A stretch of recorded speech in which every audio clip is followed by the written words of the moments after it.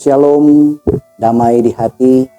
Berjumpa lagi dalam channel YouTube Marturia Bukit Kasih Girian Permai melalui program Perenungan Firman Tuhan sesuai dengan MTP Jegemim untuk tanggal 20 hingga tanggal 26 Juli tahun 2025. Dengan bacaan Ulangan pasal 10 ayat 12 hingga ayat yang ke-22 dengan tema Allah adalah pokok pujian. Sebelum kita membaca merenungkan firman Tuhan, mari kita satu di dalam doa, kita berdoa. Segala puji dan syukur, hormat dan kemuliaan kami persembahkan kepadamu ya Tuhan Allah, yang kembali mengaruniakan waktu dan kesempatan bagi kami untuk membaca dan merenungkan lagi sabda firman-Mu Tuhan yang tertulis di dalam Alkitab. Bermohon kami dalam urapan Roh-Mu yang kudus, selalu kami kiranya diberikan hikmat dan pengertian untuk mengerti, memahami, dan melakukan apa yang Engkau kehendaki.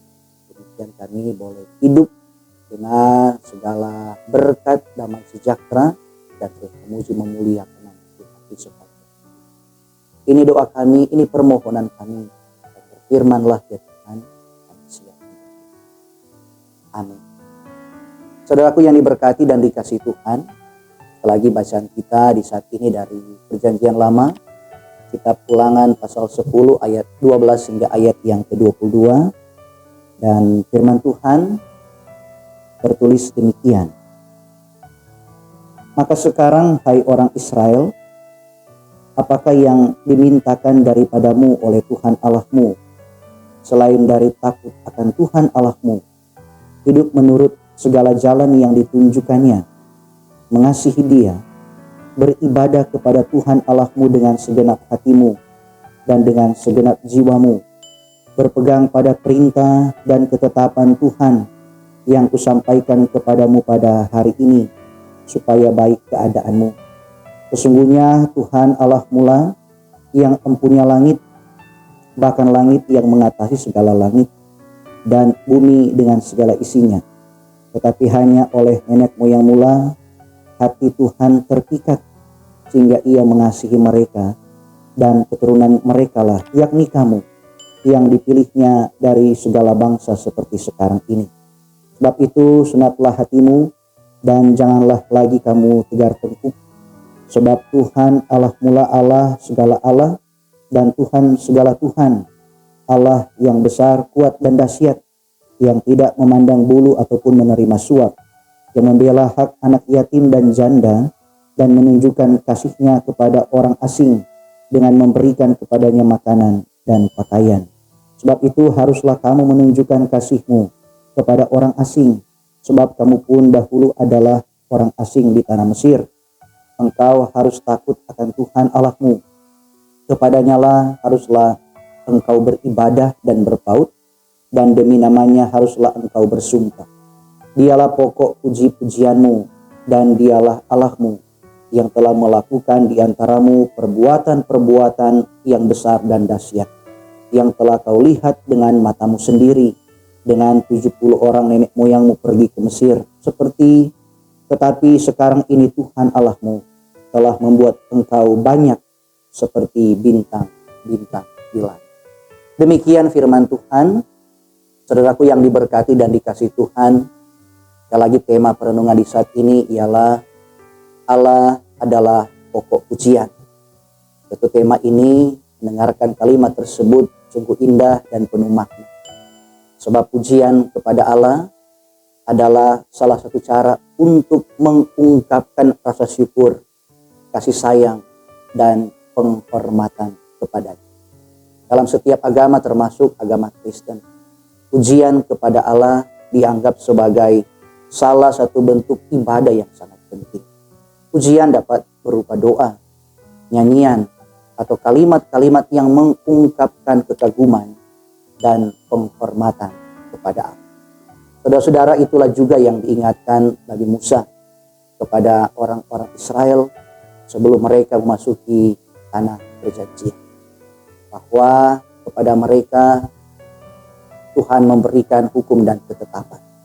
Tuhan memberikan firman-Nya untuk menjadi pedoman hidup, petunjuk hidup, agar supaya orang-orang Israel di tanah perjanjian di tanah Kanaan, boleh menikmati hidup yang makmur, boleh menikmati hidup yang tertib, boleh menikmati hidup yang teratur, boleh menikmati hidup yang tertata. Awalnya mereka hidup dalam perbudakan di tanah Mesir, serba berkekurangan. Mereka hidup di dalam penderitaan. Mereka hidup di dalam kesusahan. Tibalah saatnya mereka akan menikmati tanah yang berlimpah susu dan madu. Mereka yang awalnya mungkin bangsa yang tidak diperhitungkan akan menjadi sebuah bangsa yang besar. Dari sebuah bangsa yang berkekurangan dan diperbudak akan menjadi bangsa yang berkelimpahan dan hidup di dalam kebebasan. Dari awalnya serba tidak ada akan menjadi bangsa yang serba ada. Disinilah muncul kekhawatiran. Sehingga Musa mengingatkan orang-orang Israel agar supaya mereka tidak menjadi bangsa yang lupa diri. Apalagi melupakan Tuhan. Saudara yang diberkati dan dikasihi Tuhan, mungkin lupa adalah sesuatu yang manusiawi. Setiap orang bisa lupa akan benda, barang, dan hal-hal sejenisnya. Tetapi perkara tentang melupakan Tuhan itu berdampak kepada kebinasaan. Sehingga Musa mengingatkan orang-orang Israel agar supaya ketika mereka memasuki tanah perjanjian, memasuki tanah Kanaan, satu hal yang dimintakan kepada mereka oleh Tuhan, selain dari takut akan Tuhan, yaitu hidup menurut jalan yang ditunjukkannya. Hidup mengasihi Tuhan, beribadah kepada Tuhan dengan segenap hati dan dengan segenap jiwa. Nah, ini masuk dalam hukum yang terutama, bahwa setiap orang yang percaya terpanggil untuk mengasihi Tuhan dengan segenap hati, segenap jiwa, segenap kekuatan, segenap akal budi. Itu didasari dengan hidup yang takut akan Dia. Takut akan Tuhan tentu bukan berarti gemetar atau takut dalam arti yang negatif, tetapi ketakutan akan hukum Tuhan membawa kita kepada rasa hormat kepada kekuasaan dan kebesaran Tuhan. Orang yang takut akan Tuhan, bangsa yang takut akan Tuhan, akan datang pada satu pengakuan bahwa kekuasaan dan otoritas Tuhan yang berlaku di dalam segala kehidupan. Tapi juga takut akan Tuhan berarti kesadaran akan kekudusan dan kesempurnaan Tuhan. Takut akan Tuhan menyadari bahwa Tuhanlah yang telah berperkara. Dan inilah yang harus dimiliki oleh orang-orang Israel. Bahwa mereka boleh menikmati tanah yang berlimpah susu dan madunya semata-mata karena perbuatan ajaib yang datang dari Tuhan. Musa mengingatkan mereka seperti yang tercatat di dalam ayat 21. Supaya mereka mengingat perbuatan-perbuatan yang besar dan dahsyat yang telah dilakukan oleh Tuhan. Ketika Tuhan menyertai mereka keluar dari tanah Mesir, tanah perbudakan. Mereka menyaksikan tulah-tulah menimpa orang-orang Mesir. Mereka menyaksikan laut Teberau yang terbelah dua. Laut yang bukan jalan dapat menjadi jalan. Mereka merasakan perlindungan dan pertolongan Tuhan di sepanjang perjalanan di padang gurun. Di tempat yang harusnya mengalami kematian, di situ mereka mengalami kehidupan. Di tempat yang tidak ada makanan, di tempat yang tidak ada air, Tuhan memberikan mereka makanan. Tuhan memberikan mereka air. Ada tiang awan, ada tiang api yang menyertai mereka. Mereka menyaksikan sendiri bagaimana tembok Yeriko runtuh hanya dengan puji-pujian. Sehingga sepatutnya lah, selayaknya lah orang-orang Israel harus hidup takut akan Tuhan, harus berbakti kepada Tuhan, harus mengasihi Tuhan dan memuji Tuhan menjadi hal yang paling pokok dan yang paling utama di dalam kehidupan mereka. Saudaraku yang diberkati dan dikasihi Tuhan, selain hidup takut akan Tuhan, mengasihi Tuhan, memuji Tuhan, orang-orang Israel pun diingatkan untuk juga hidup mengasihi sesama. Bukan hanya sama orang-orang Israel, tapi juga diingatkan tentang bagaimana mengasihi orang-orang yang lemah, orang-orang yang menderita, orang-orang yang susah, seperti janda, anak yatim, tetapi juga orang-orang asing yang ada di sekitar mereka. Karena mereka pun adalah orang-orang yang telah beroleh belas kasih dari Tuhan. Maka sepatutnya lah mereka juga mengasihi semua orang.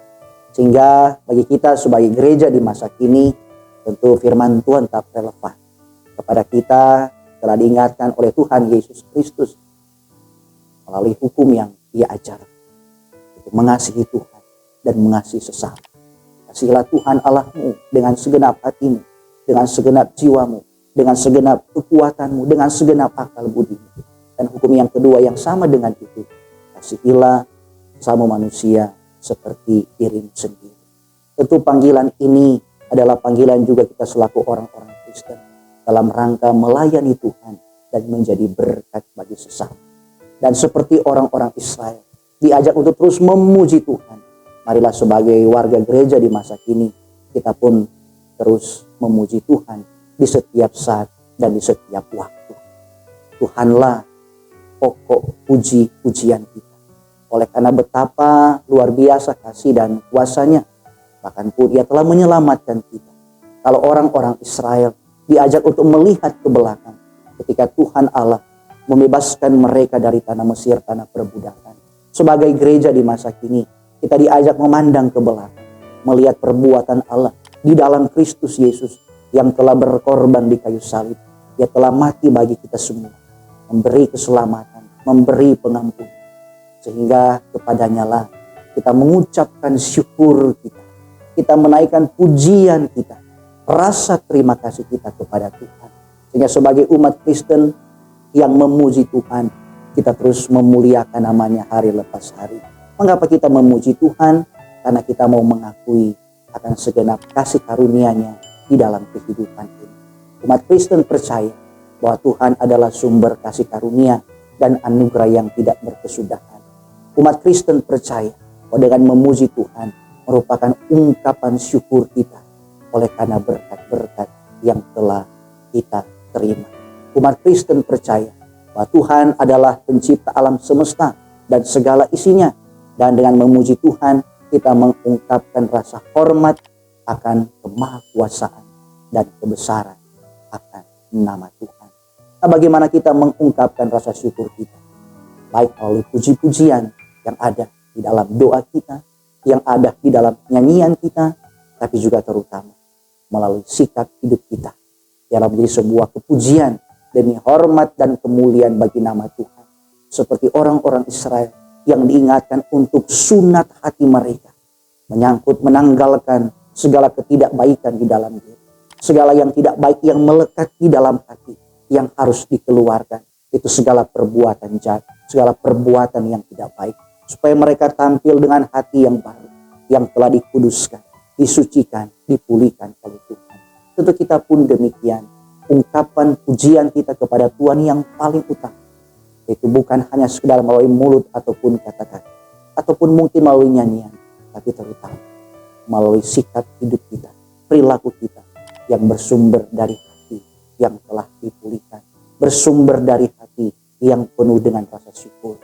Oleh karena kemurahan Tuhan yang besar yang menjadi bagian kehidupan kita semua.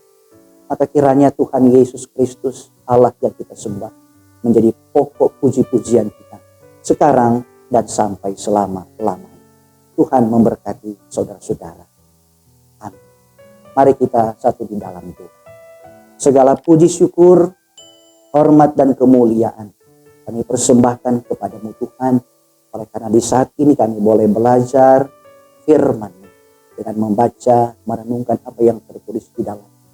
Beri kepada kami hikmat dan pengertian ya Tuhan, supaya boleh melakukan apa yang Engkau kehendaki. Terutama dalam hidup ini, kami terus memuji dan memuliakan akan kebesaran. Terpujilah Engkau Tuhan. Diberkati semua yang boleh menonton channel video ini. Diberkati seluruh pengelola channel multimedia Marturia Bukit Kasih Cirian. Tuhan pakai channel YouTube ini terus menjadi berkat. Memberitakan firman Tuhan. Banyak jiwa-jiwa yang mendengar, percaya, dan diselamatkan. Ini doa dan permohonan kami di dalam nama Tuhan Yesus Kristus. Amin. Demikian program Perenungan Firman saat ini. Shalom, damai di hati.